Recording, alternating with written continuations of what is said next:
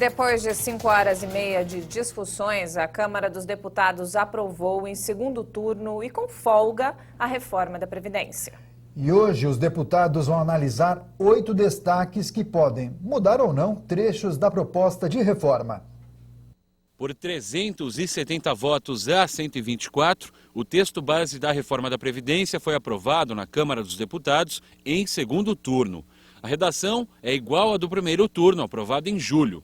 As movimentações para discutir a reforma começaram logo cedo, numa reunião entre o ministro da Casa Civil, Onyx Lorenzoni, e o presidente da Câmara dos Deputados, Rodrigo Maia, do DEM.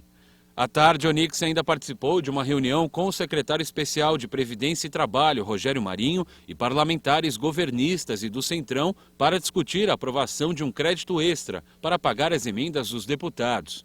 Assim, eles aprovariam mais facilmente a reforma. E numa edição extra do Diário Oficial da União, na tarde desta terça-feira, foi publicada a liberação de um pouco mais de 3 bilhões de reais para as emendas. Já era noite quando o presidente da Câmara abriu a sessão com a quebra dos intervalos entre a votação, a chamada quebra de interstício. Por unanimidade, os deputados derrubaram os intervalos, retiraram a pauta do dia e abriram a discussão do texto.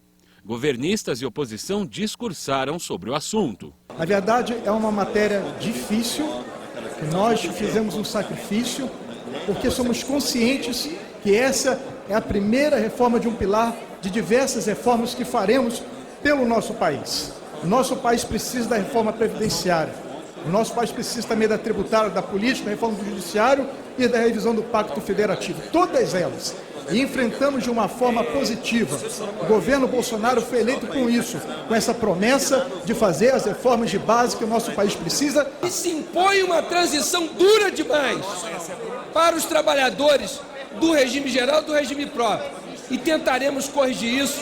Como não se conseguiu aprovar isso, o texto ainda tem muitas crueldades, por isso nós votaremos contra a proposta no segundo turno. Mesmo com a PEC aprovada nesta quarta-feira, as discussões na Câmara continuam. O texto base vai ser mantido se os deputados favoráveis à reforma garantirem pelo menos 308 votos contrários aos destaques.